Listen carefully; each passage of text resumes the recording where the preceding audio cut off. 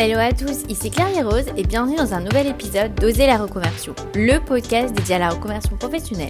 Je suis Claire Rose, ancienne avocate, j'ai tout plaqué pour réaliser mon rêve. Je reçois ici chaque lundi un nouvel invité qui a osé la reconversion. Avant de vous laisser avec l'invité du jour, je voudrais vous parler de Zencastr, la plateforme que j'utilise pour enregistrer ce podcast. C'est d'ailleurs la plateforme la plus utilisée pour enregistrer des podcasts. Très pratique pour enregistrer à distance car l'invité se connecte via un lien web sans avoir besoin de créer de compte ou d'installer un logiciel. Zencastr enregistre le son et la vidéo également si vous le souhaitez, en local sur chaque ordinateur avant de l'envoyer sur internet. C'est ce qui fait que la qualité de l'enregistrement est irréprochable. Ce que je préfère, c'est que Zencastr enregistre 2 bandes audio séparées, une pour l'invité et une pour moi, ce qui est indispensable pour le montage pour pouvoir couper une des 2 personnes si on parle en même temps, couper un bruit sur une bande audio pendant que l'autre personne parle, ajuster le niveau de son. Je suis très heureuse de compter Zencastr parmi les sponsors du podcast car c'est ce que j'utilise depuis le premier jour d'Oser la reconversion. Créez dès maintenant votre compte Zencastr gratuitement sur zen.ai/oserlareconversion1 et bénéficiez de 30% de réduction pendant 3 mois sur les comptes professionnels Zencastr avec le code OSERLARECONVERSION1. Aujourd'hui, j'accueille dans Oser la reconversion Julie Terranova. Après avoir été chef de publicité chez Canal+, Julie a fondé la marque de bijoux de mode Yai Paris. Brillante élève et poussée par son entourage, Julie entre en classe prépa après le bac, puis à l'ESCP, une grande école de commerce à Paris. Pendant son école, Julie fait son apprentissage dans la publicité à Canal+. Elle y décroche ensuite un CDI en tant que chef de publicité. Julie est en charge de vendre l'espace pub des chaînes du groupe Canal+ aux annonceurs. Mais depuis petite, Julie a toujours été très créative et adore travailler de ses mains. Elle commence alors à créer des bijoux dans son salon pour se détendre le soir après son travail. C'est son échappatoire créatif. Comme un hobby, elle décide de créer une marque, Yai Paris, puis de lancer un site internet et un compte Instagram. Après 3 ans et demi dans la publicité chez Canal+, elle supporte de plus en plus mal les situations managériales compliquées et la pression subie. Suite à un accrochage au travail, elle se fait arrêter par son psychologue. C'est le déclic.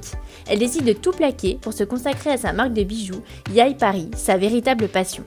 Les ventes s'envolent, tous les ans son chiffre d'affaires double. Aujourd'hui, Yai Paris existe depuis 8 ans et Julie est à la tête d'une équipe composée de plus de 30 collaborateurs. Yai Paris, ce sont des bijoux de mode made in Paris, un savoir-faire artisanal et des innovations brevetées. Alors avec Julie, on a évoqué le monde de la publicité, le Graal du CDI, comment trouver un associé pour lancer sa marque, comment se faire une place dans le milieu des bijoux, et son projet de lancer un jour des écoles de bijoux de mode. Mais je vous en dis pas plus et laisse place à ma conversation avec Julie.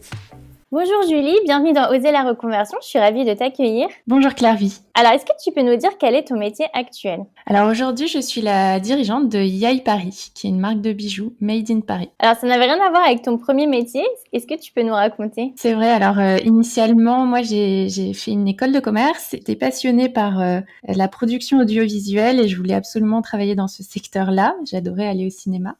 Et donc, j'ai atterri à Canal+. J'étais au final chef de publicité à Canal+.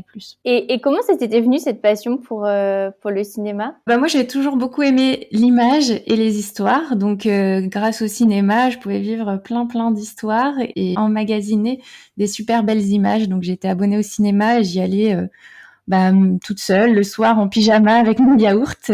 J'habitais à côté d'un cinéma, donc j'y allais tout le temps. Tu t'étais pas dirigée vers des études de cinéma parce que tu as quand même fait classe prépa, école de commerce. Et donc, pourquoi t'as pas fait tout de suite cette passion ? Oui, c'est vrai que je me suis pas tournée vers un métier créatif à la base. Et ma passion, au-delà du cinéma, c'était vraiment la création. Moi, j'ai toujours adoré créer. Donc, que ce soit des bijoux dès le plus jeune âge, mais aussi des fringues. Je faisais de la peinture, de la sculpture, enfin plein de choses. J'adorais travailler de mes mains et j'adorais les couleurs. Je viens du Sud, donc je dis souvent qu'avec la lumière du Sud, on voit toujours 1000 couleurs et j'avais l'œil très affûté sur ces couleurs. Donc ça, c'était vraiment ma passion. Et je voulais faire un métier créatif. Je voulais être styliste à la base. Conseillée par mon entourage et mes profs, puisque j'étais une bonne élève, on m'a dit pas du tout, ne va pas dans des écoles de créatifs, fais plutôt une école de commerce et là, tu pourras tout faire ensuite. Voilà, ne te ferme pas des portes en allant vers la création. Donc, à 17-18 ans, j'ai écouté mon entourage et j'ai fait une école de commerce plutôt qu'une école créa. Tu as eu l'air d'avoir fait des études brillantes. Tu étais une brillante élève puisque tu as fait classe prépa, puis une super école de commerce. Est-ce que tu dirais que finalement, c'était un peu ton défaut presque d'être trop bonne élève? Pour toi, en fait, finalement, ça aurait été mieux d'être moins bonne élève? Bah, c'est sûr que ça m'a pas permis de faire tout de suite ce que je voulais, parce que en effet, moi j'étais bonne élève, mais en plus je travaillais pas beaucoup. Enfin, c'est pas comme si j'y mettais beaucoup de cœur. Euh, c'est peut-être agaçant pour les autres personnes de ma classe, mais bah, je sortais beaucoup avec mes copines, je faisais mes devoirs devant la télé. Et en fait, j'avais quand même des bonnes notes parce que j'arrivais à comprendre ce qu'on attendait de moi et je donnais juste ce qu'on attendait de moi. Et en fait, l'école, bah, jusqu'à 18 ans, c'est plutôt ça. Et du coup, j'avais des super notes, mais j'étais pas du tout passionnée ou hyper scolaire. Enfin, je suis pas passionnée par ce qu'on m'enseignait à l'école. Donc, ouais, c'est vrai que ça m'a un peu mis mes bâtons dans les roues pour exprimer ma créativité dès le plus jeune âge parce qu'on attendait plus de moi que j'aille faire carrière dans des métiers conventionnels plutôt que dans des métiers créatifs. Mais après, j'ai bien rattrapé le wagon, du coup. Chez Canal+, tu étais dans la publicité. Comment tu avais choisi de faire de la pub? Alors là, c'est complètement par hasard parce que donc moi, comme je te disais, je voulais travailler dans le cinéma. Donc j'avais, enfin déjà j'étais en école de commerce et j'étais encore une fois pas passionnée par ce qu'on m'enseignait. Donc au bout de la première année, j'ai décidé de faire un apprentissage. Donc de passer plus de temps en entreprise qu'à l'école parce que j'avais un peu la bougeotte. Je supportais pas être en cours. Voilà, ça me plaisait pas suffisamment. Donc je me suis dit autant que j'aille en entreprise pour découvrir ce que c'est et le temps passera plus vite. Donc, dès ma deuxième année en école de commerce, j'ai fait l'apprentissage et là, j'ai cherché une entreprise dans l'audiovisuel. J'ai trouvé des petites boîtes de prod, etc. Mais pareil, mon école me disait non, va dans une grande entreprise, c'est beaucoup mieux. Et du coup, j'ai fini à Canal+, et les opportunités qu'il y avait à Canal, c'était en régie pub. Donc, c'est un hasard complet, quoi. Et qu'est-ce que tu faisais exactement? Ça consistait en quoi ton quotidien chez Canal+, quand tu as après eu ton job? Donc ils m'ont pris en apprentissage, puis après en CDI. J'y suis restée 3 ans et demi et j'étais chef de pub. Ça veut dire que moi, j'étais l'interlocuteur des agences médias pour vendre de l'espace publicitaire des chaînes du groupe Canal pour les marques que représentait l'agence. Donc par exemple, Chanel est un grand client de Canal. Donc par exemple, Chanel s'adresse à son agence média en disant je veux être présent sur Canal+ durant cette période. L'agence média s'adresse à nous, donc aurait pu s'adresser à moi si c'était mon client, pour dire ok, quelle campagne on peut construire sur cette période-là pour toucher telle cible, etc. J'ai tel budget. Et nous, en tant que chef de pub, on construit la campagne en fonction de l'affinité des programmes, l'affinité des cibles et le budget. On négocie les prix. Et justement, tu mets quoi comme en avant comme données stats? Quelles données tu utilises justement pour te dire cette émission elle va correspondre à cette marque? Alors, je pense que ça a beaucoup évolué parce que moi, c'était il y a une dizaine d'années, ouais, un peu plus même.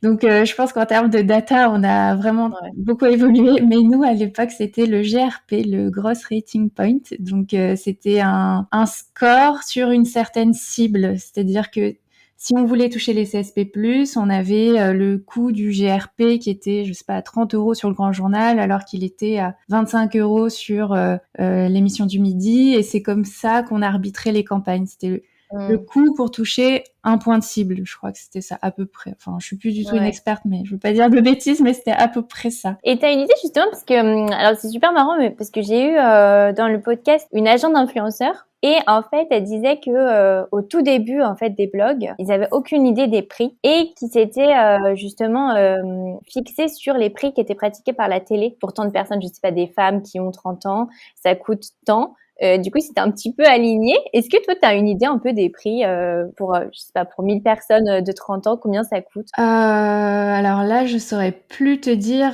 mais je peux te donner une idée de budget. Par exemple, pour faire une campagne sur Canal+, il fallait minimum 100 000 € à l'époque. Mais ça dépend vraiment de l'audience en fait. Donc aujourd'hui, je saurais pas dire. Mais à l'époque, Canal+, il y avait pas mal d'audience et en plus, c'était une cible très premium que les annonceurs avaient du mal à trouver sur d'autres chaînes télé comme TF1, France Télé, etc. Ouais. Donc ils étaient prêts à payer beaucoup plus cher leur GRP du coup sur Canal+ parce qu'ils touchaient vraiment leur cœur de cible s'ils étaient orientés CSP+. Donc à l'époque, moins de 100 000 €, on faisait pas grand-chose. CSP+, du coup, ça veut dire quoi peut-être pour les auditeurs, si tu peux expliquer? Bah, c'est les catégories socio-professionnelles plus, c'est-à-dire qu'elles ont plus de pouvoir d'achat. Donc Mm. voilà, c'est intéressant pour certains annonceurs un peu premium qui doivent toucher cette cible-là pour que les personnes puissent acheter leurs produits. Ouais. Et toi, tu négocies avec les marques? Moi, non. On les rencontrait à des événements, mais en fait, c'était un peu chasse gardée des agences au final, puisque bon, les agences faisaient l'intermédiaire entre les marques et le média.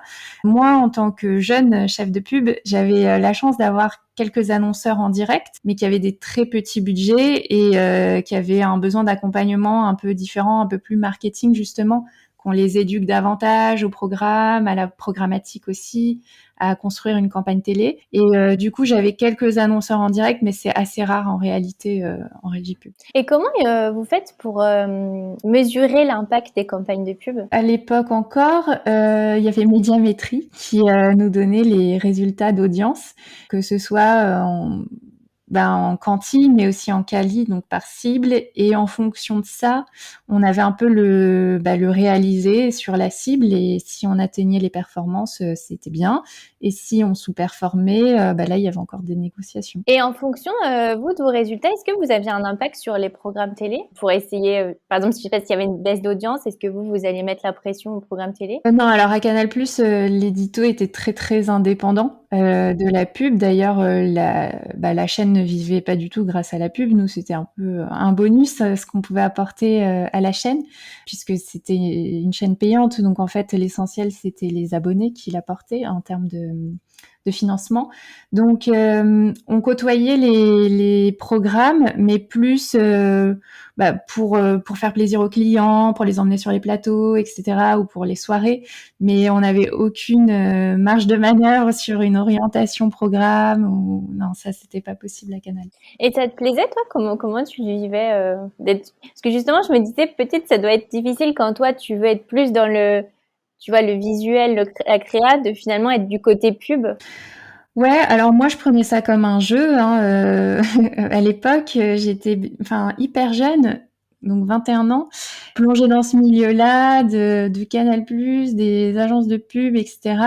J'avais une grande curiosité par rapport à ça et j'avais beaucoup à apprendre, même si bon, c'était pas mon cœur de passion, on va dire, mais je prenais ça vraiment avec curiosité.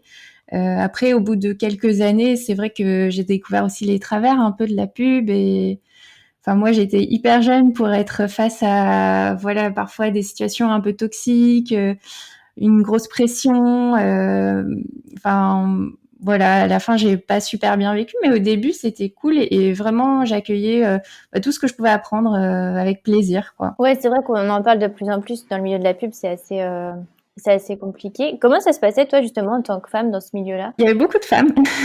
Ouais.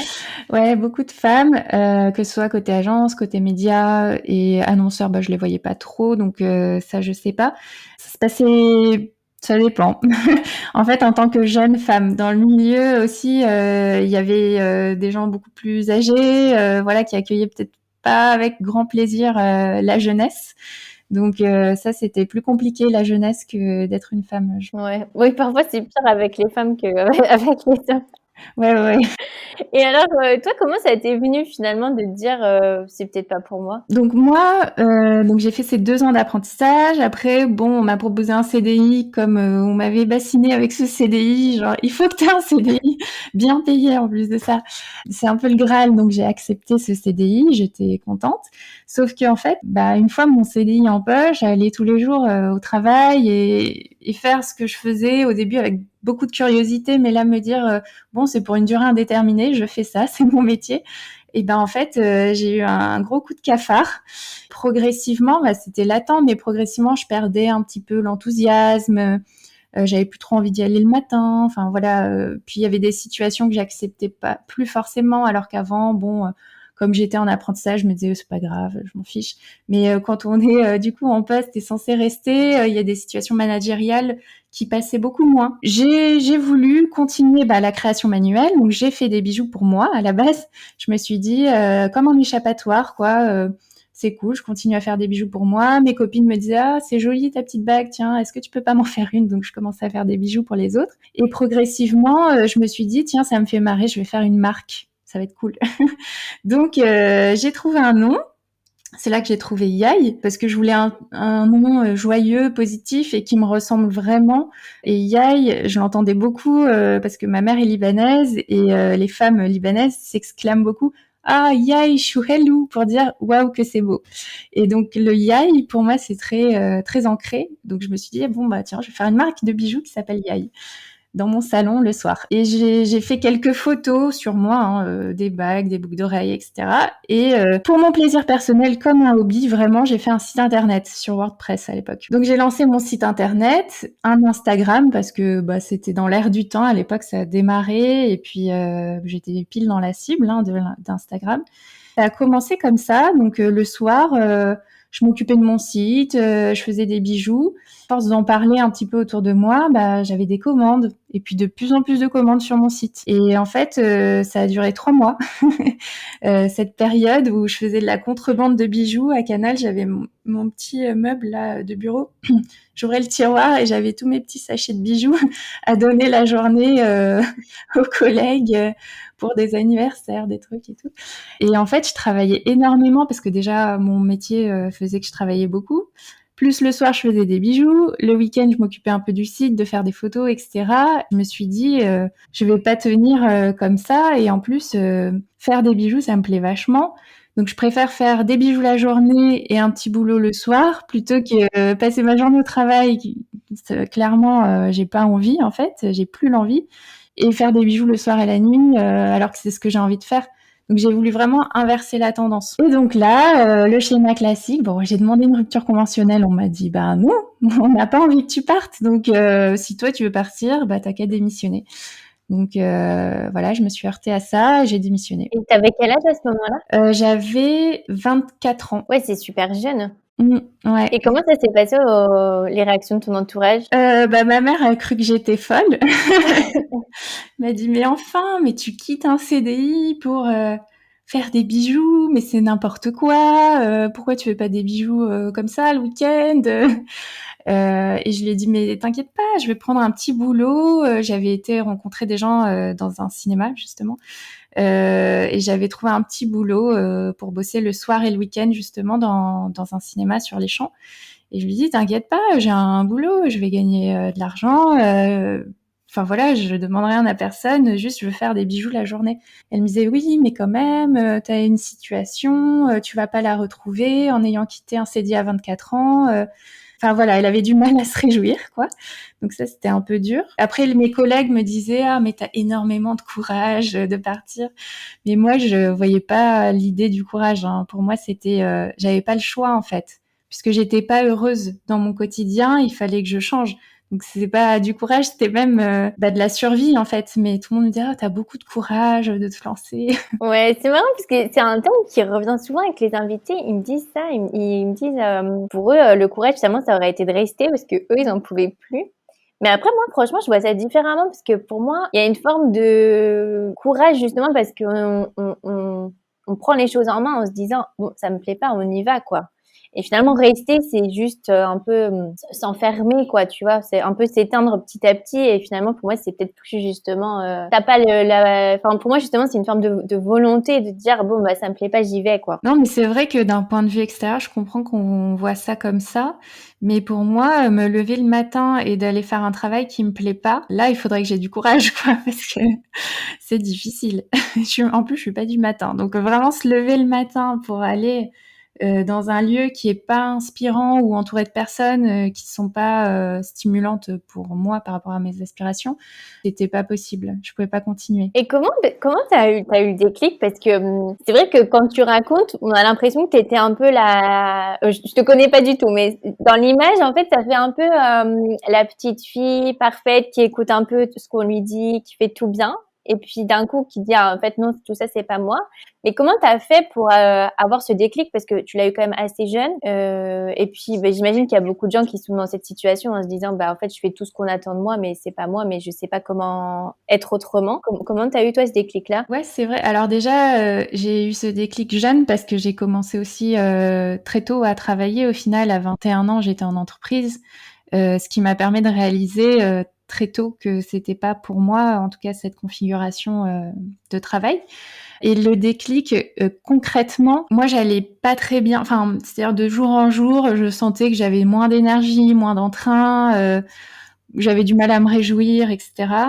Il y a eu un moment où j'ai eu une prise de bec avec une fille au travail. Je suis rentrée chez moi dans l'après-midi en me disant bon là trop c'est trop, la goutte d'eau. À l'époque j'étais suivie psychologiquement, j'avais un psy qui m'a mis en arrêt. Il m'a dit ok là prenez du temps pour vous. Voilà vous avez cette passion pour les bijoux, faites des bijoux. Enfin prenez du temps pour vous. Donc j'ai eu une semaine ou 10 jours d'arrêt et en revenant, bah là je me suis dit non clairement pas possible. Je peux pas me contraindre à cette situation. Je demande une rupture, refusé, je démissionne. Et c'était en fait c'est ce temps d'arrêt, je pense, qui a été très bénéfique. Lever la tête et se dire ok, qu'est-ce que je suis en train de faire Je suis dans un tunnel. C'est ça qui est difficile en fait quand on n'est pas très bien, mais en même temps qu'on a beaucoup de boulot. On pédale, on pédale, on pédale, et c'est dur de lever la tête. Et je pense que voilà, ce qui m'a fait le déclic, c'est mon psy qui m'a dit, ok, stop, on arrête tout, on lève la tête. Ouais, et puis peut-être le côté médical. Médicalement, ça va pas, donc tu te dis ça va au-delà de ma volonté un peu presque. Ouais, c'est ça, c'est ton corps. Moi, je sais que mon corps s'exprime. Si moi je l'écoute pas, lui, il va s'exprimer. Donc, je vais tomber malade. Je sais pas, moi, je vais avoir un torticolis, ou même je vais pleurer alors que je sais même pas pourquoi je pleure. Euh, je sais que mon corps, il est très fort pour s'exprimer. Donc là, typiquement, bon ben voilà, on m'a arrêtée, je suis restée à la maison. Et j'avais pas encore réalisé dans mon cerveau, enfin j'avais pas conscientisé encore l'ampleur, pas du problème parce que c'est pas un problème, mais de mon mal-être en fait. Et voilà, le fait que on m'arrête, je prends conscience que ça va pas et qu'il faut que je réagisse. Et comment ça s'est passé alors quand tu as démissionné, puisque c'était le grand saut dans l'inconnu? Bah, j'ai été hyper soulagée. J'ai eu un grand vent de liberté à ce moment-là. En plus, bah, du coup, j'ai pris mon petit boulot dans un cinéma et là, j'ai rencontré plein de gens qui vivaient pour leur passion et qui avaient ce mode de vie avec un boulot alimentaire pour gagner sa vie et la passion parce que c'est ce qui mettait au centre quoi de leur vie. Et ça m'a fait vachement de bien en fait de retrouver cette énergie-là. Et donc j'ai passé 6 mois dans ce cinéma avec des gens super et ça m'a redonné un grand dynamisme et c'est trop bien. Après au bout de 6 mois, j'ai arrêté parce que bah, j'avais beaucoup de travail avec mes bijoux et je pouvais plus tout faire et j'ai eu la chance de pouvoir vivre de mes bijoux assez vite. Donc j'ai arrêté ce fonctionnement. Mais voilà, bah, j'ai commencé à faire des pop-up stores, je sais pas, des ventes de créateurs, plus d'Instagram, rencontrer des gens. Voilà, concrètement au début c'était ça quoi. Mais c'est super bien justement que tu le dises parce que on a l'impression souvent que quand on démissionne, il va y avoir, voilà, on arrête tout le salaire et puis on passe à la passion, on n'est pas sûr d'en vivre. Et c'est vrai qu'il y a aussi l'entre-deux de pouvoir trouver un mi-temps avec un job alimentaire. Et c'est bien aussi parce que je trouve que ça garde, je sais que moi c'est pareil, j'avais fait vendeuse quand j'ai démissionné. Et en fait, ça garde un certain rythme en fait avec des horaires. On voit des gens parce qu'aussi quand on démissionne et qu'on se retrouve tout seul chez soi, au début c'est un peu bizarre. Donc c'est vrai que ça fait, je trouve, une bonne transition d'avoir ce petit job à côté. Ouais, c'est clair.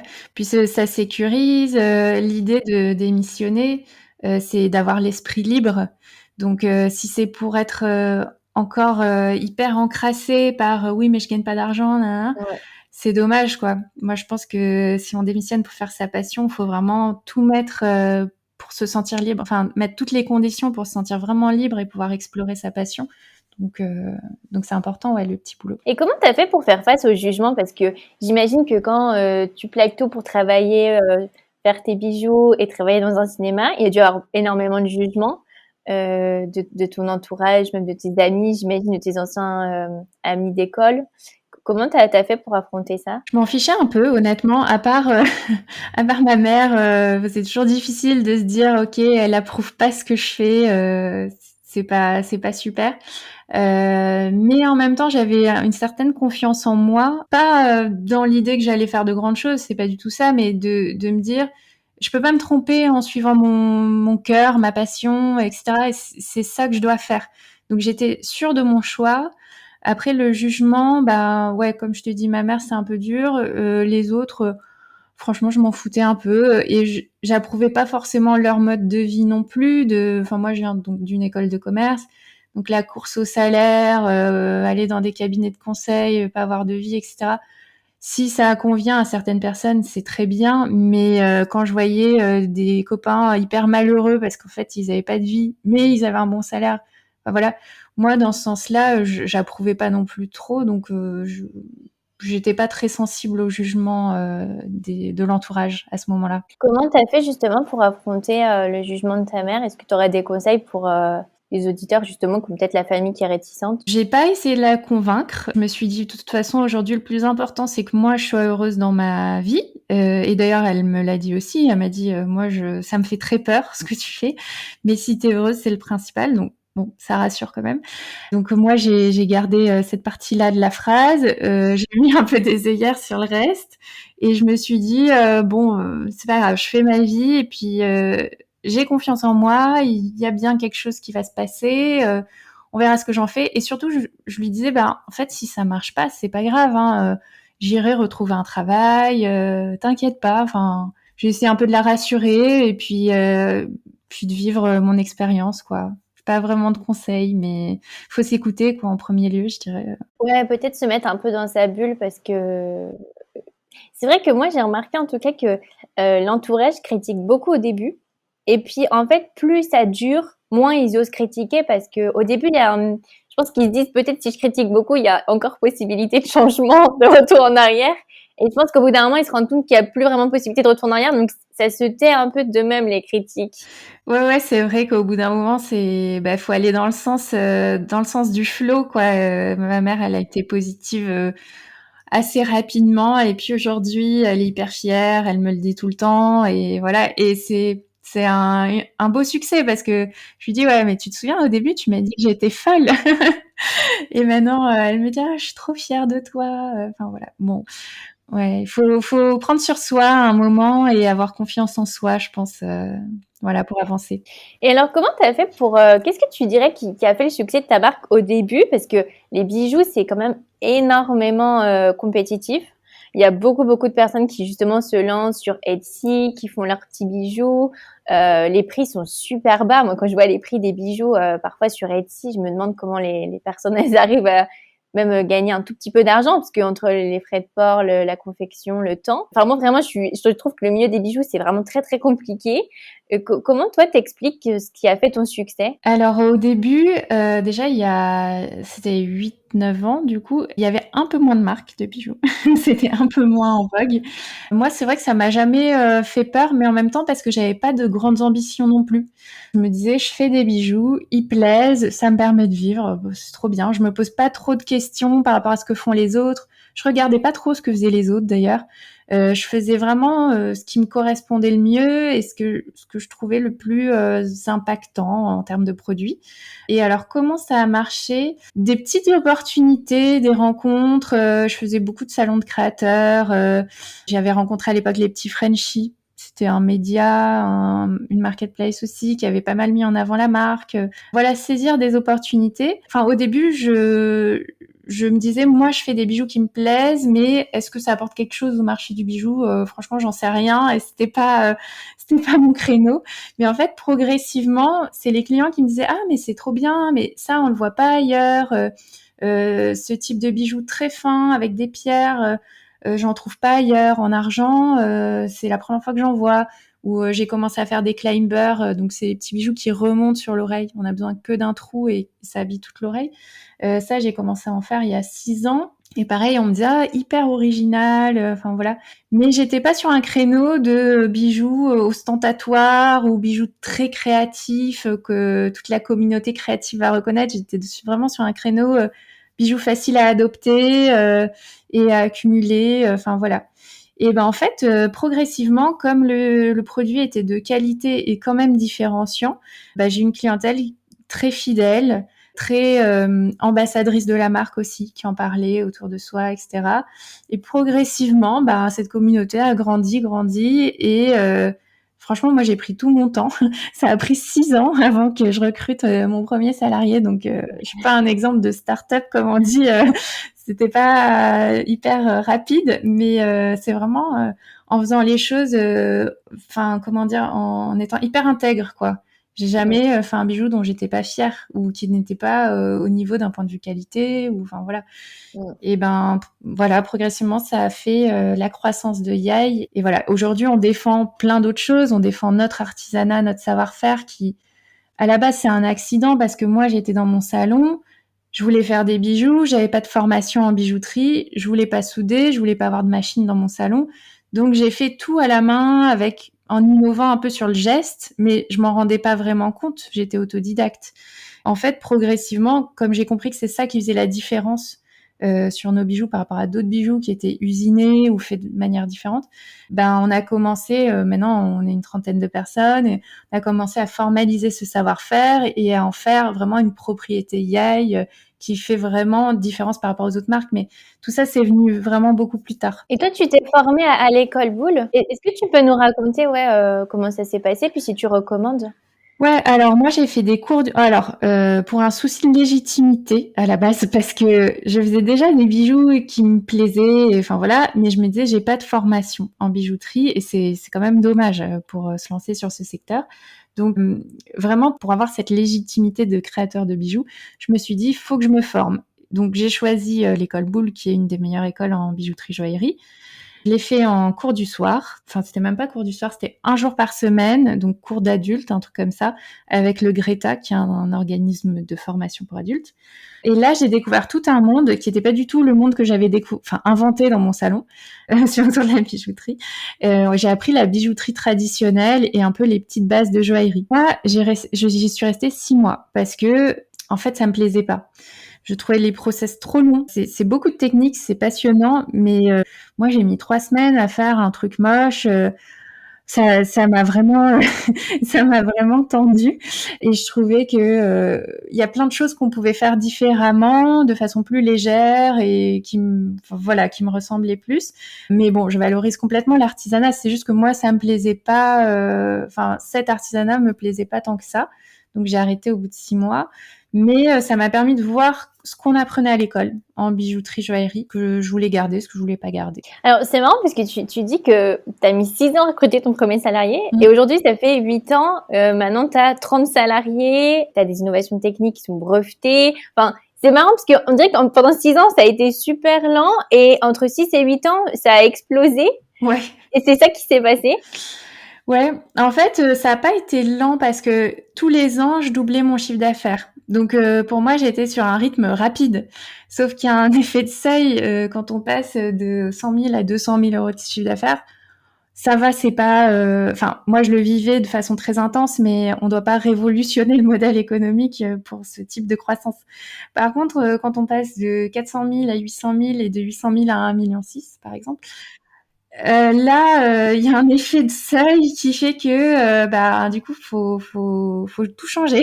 Faut appuyer sur la pédale d'accélérateur et il faut mettre en place la structure très rapidement si on veut parvenir à monter la marche. Sinon, on se casse la figure, quoi. Donc, en fait, pendant 6 ans, j'ai grandi et j'ai vraiment tout mis sur mon produit, faire en sorte que vraiment le produit soit au mieux, enfin que j'en sois super fière et qu'il puisse conquérir la clientèle. Et puis au bout de 6 ans, là, je me suis dit, il faut que je me structure. On fait du volume. La prod, ça peut plus être que des freelances qui viennent et qui m'aident. La logistique, pareil. Enfin voilà, plein de choses. On a professionnalisé toutes les fonctions. On a intégré notre appareil de production. Donc c'est là que j'ai beaucoup recruté aussi. Et puis c'est là que j'ai commencé à avoir une responsable e-commerce, une responsable wholesale.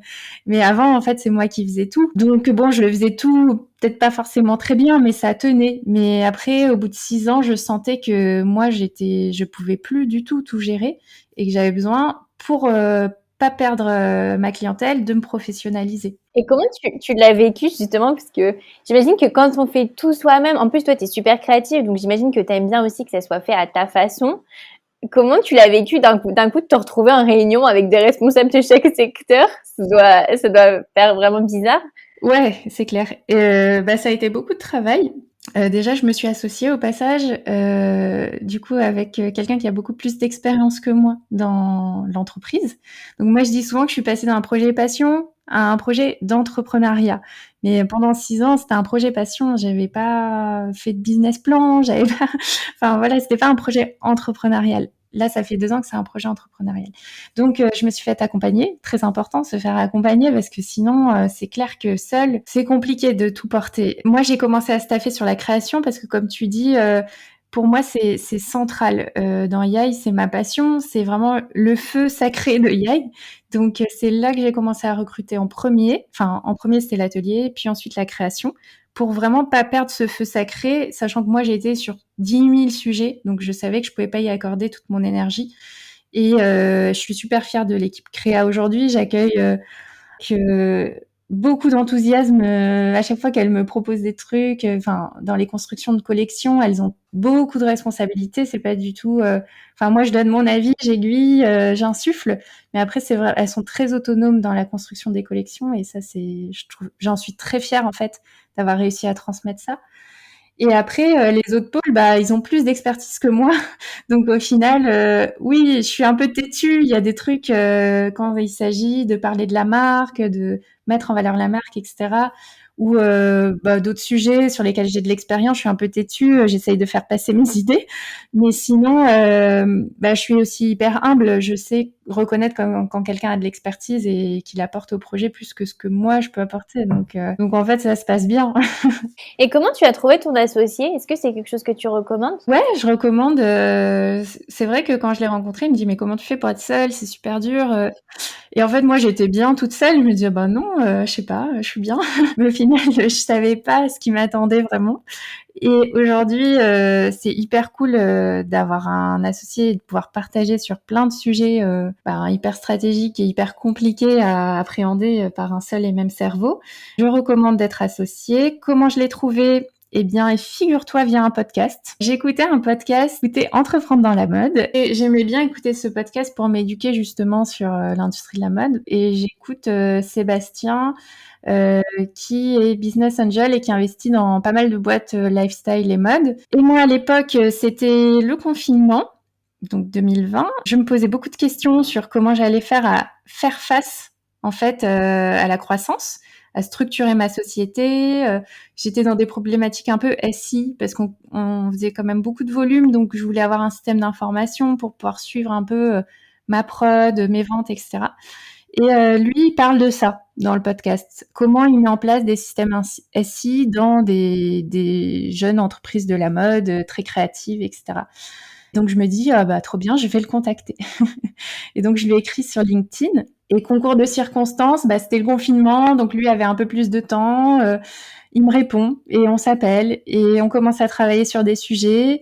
Et voilà, on a travaillé pendant 6 mois comme ça sur des sujets. Alors lui, hyper, bah, volontaire quoi, juste pour m'aider, on va dire, et découvrir, mon business. Et au bout de 6 mois, il me dit: «Bon, bah, moi ça m'intéresse, j'ai envie, d'investir et de travailler, davantage sur ce projet». Et donc on a trouvé un accord et voilà. C'est comme ça que c'est parti. Ouais, c'est génial comme quoi, après l'écoute d'un podcast, il peut se passer pas mal de choses. Bah ouais, grave.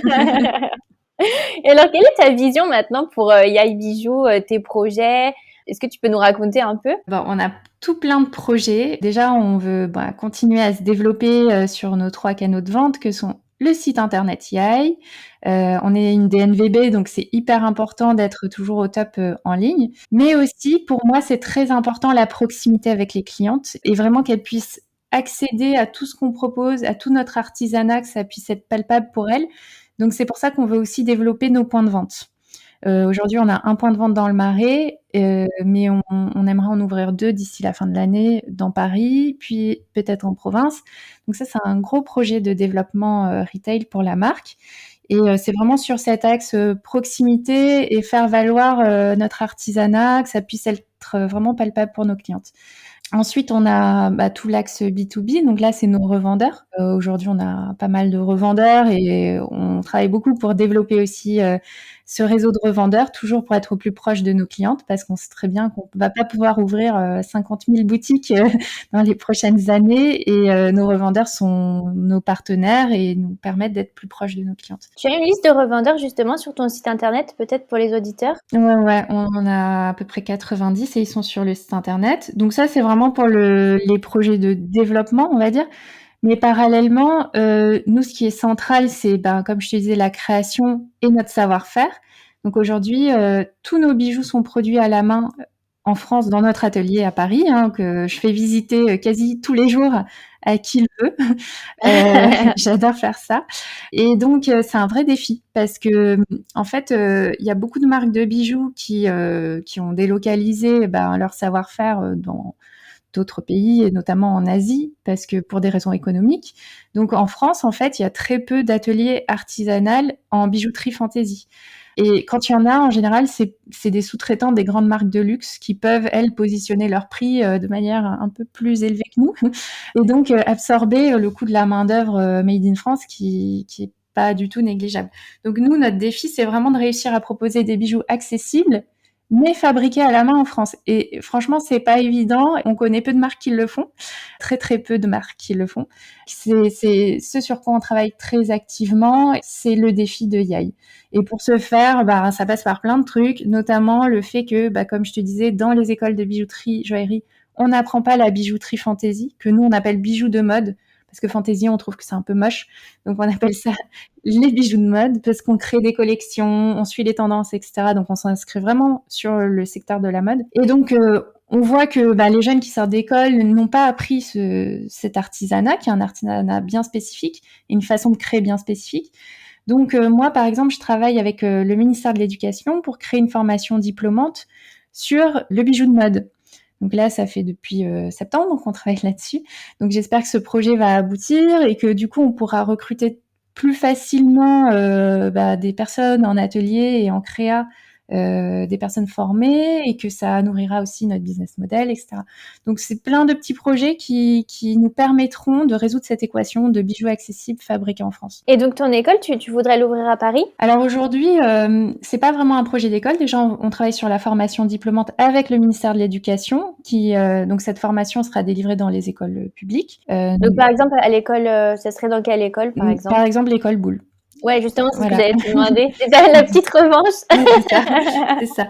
C'est hyper drôle quand même que la boucle se boucle. Et puis nous, parallèlement, on sait que de toute façon, on a un savoir-faire qui est un peu une sous-partie du bijou de mode, puisqu'on travaille vraiment sans soudure, sans machine, etc. Il y a des bijoutiers de mode qui travaillent avec soudure, donc c'est encore différent. Et donc, on aimerait bien proposer une formation aussi de notre côté. Et ça se fera dans 1 an, 2 ans. On va voir, on est en train de travailler sur formaliser tout ce savoir-faire pour pouvoir le transmettre. Et ça serait, je sais pas, à Paris, à Marseille, on verra.